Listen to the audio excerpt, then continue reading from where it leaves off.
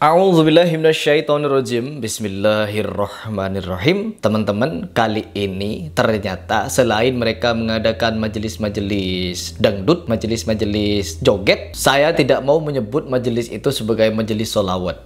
Bukan majelis sholawat, tapi majelis joget. Selain majelis joget, ternyata juga menjadikan sebagai ajang majelis baku hantam. Di sini saya akan mereaction beberapa video yang isinya tentang kenyelenehan, penyimpangan, dan kengawuran majelis ini. Berkedok solawat, tetapi konser jingkrak-jingkrak, joget-joget. Allah. Ini joget-joget ini seperti ini. Jingkrak langsung lompat-lompat. Bukan menikmati solawat, bukan mendapatkan hidayah, tetapi di situ menikmati hentakan musik dan lompat-lompat jingkrak-jingkrak. Apa bedanya yang ini dengan yang ini? Yang ini berkedok solawat, acara keagamaan, yang di sini murni konser musik. Bedanya apa? Beda kedok cuma. Mungkin nanti akan ada alibi untuk membenarkan kegiatan seperti ini. Oh, daripada mereka pergi konser yang tidak syar'i, mending pergi ke yang ada syar'inya. Konsernya dapat, ilmunya dapat. Emang begitu cara menyampaikan ilmu.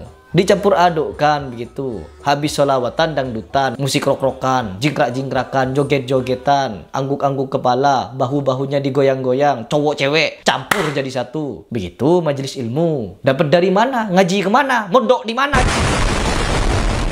Geram saya. Tidak perlu panjang lebar. Mari kita reaction seperti apa majelis-majelis joget yang saat ini menentang laknat Allah. Dipimpin Habib Iku-Iku.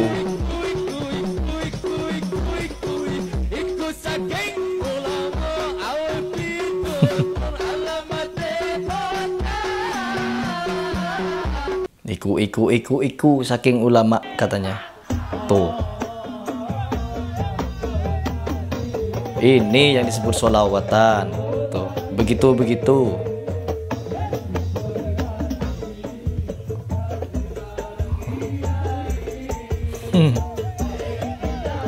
Memuaskan hawa nafsunya untuk joget-jogetan, ya. Perempuan dan laki-laki sama-sama untuk memuaskan hawa nafsunya joget-joget di depan banyak orang. Berkodok solawat tetapi isinya konser. Apa ini? Tuh. Bagaimana caranya menghadirkan cinta kepada Nabi Muhammad kalau caranya begini? Nah, langsung ketawa di sampingnya. Tuh, joget semuanya teman-teman.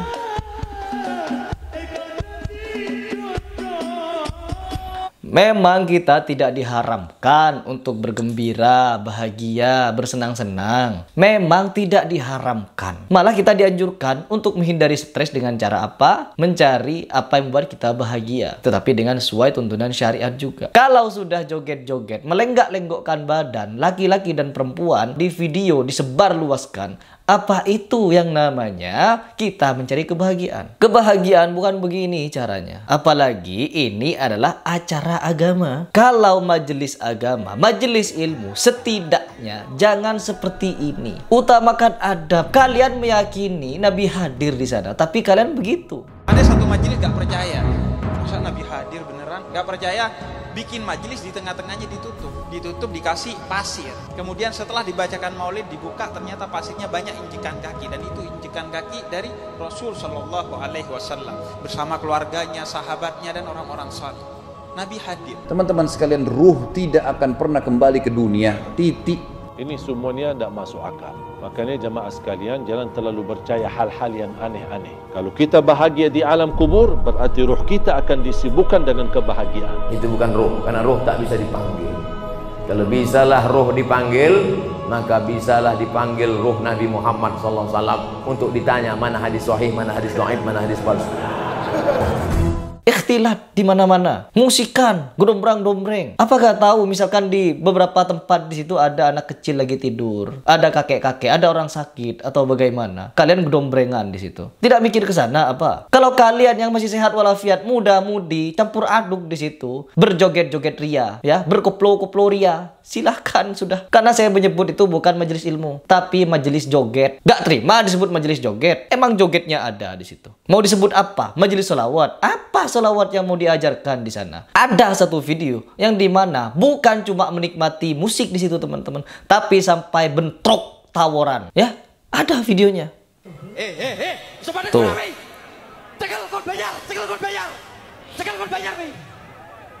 Ini majelis sholawat begini.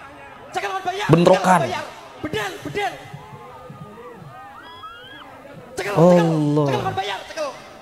Ini yang disebut dengan majelis ilmu. Ilmu apa yang didapat kalau seperti ini? Ya, ilmu apa yang didapat? Apa bedanya acara seperti ini dengan konser-konser? Loh ini apa ini? Majelis sholawat yang katanya di situ ada Nabi.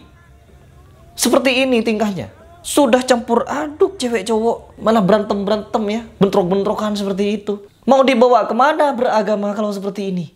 Nanti orang seperti saya yang mengkritisi kejadian-kejadian seperti ini dituduh Wahabi, dituduh anti solawat. Ente kira bersolawat harus konser dulu? Solawat bisa dimanapun. Saya ini lagi duduk-duduk, diem sejenak, bersolawat kepada Nabi bisa. Sambil tiduran bersolawat bisa. Duduk-duduk, jalan-jalan bersolawat bisa. Gak harus pergi ke majelis joget seperti ini sampai tawuran untuk bersolawat. Moto solawat yang doa.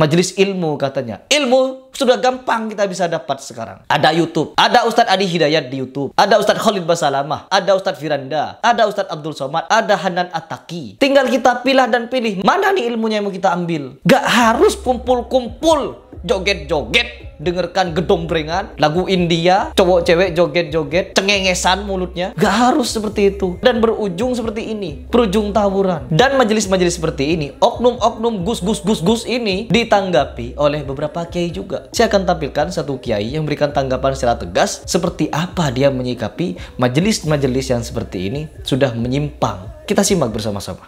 Hari ini tuh ngajinya nggak seneng tapi sholawatan seneng.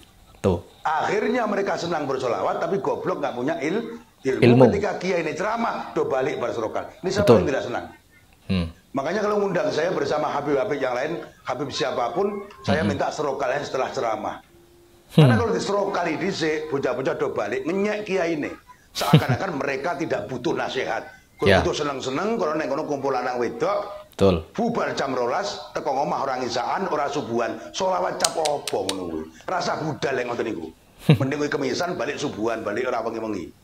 Ini kritik untuk semua sholawat, majelis sholawat, bukan sholawatnya yang saya kritik, tapi bukan sholawat yang kita kritik. Ingat, nasihat dan kritik itu bedakan, ya. Kritikan adalah mengkritiki sesuatu yang sudah terjadi, fenomena yang dimana itu jelas-jelas menyimpang. Sedangkan nasihat terhadap personal. Apabila personal itu melakukan kemaksiatan yang orang lain tidak ketahui, maka itu disebut dengan menasihati secara diam-diam. Contohnya seperti saya bermaksiat, saya minum alkohol, saya minum khamr diam-diam. Lalu ada ustadz, salah satu ustadz melihat saya sedang mabuk. Kalau ustadz itu datang ke rumah saya dan menasehati saya secara diam-diam, maka itu benar, itu top. Tetapi kalau ustadz itu berceramah di depan umum dan menyatakan Harry Pras kemarin mabuk, Harry Pras begini, begitu, itu namanya ghibah, menyebarkan aib sesama muslimnya. Karena yang tahu cuma saya dan ustadz. Tetapi kalau saya di depan umum ngajak orang narkoba, ngajak orang minum homer, ngajak orang judi, itu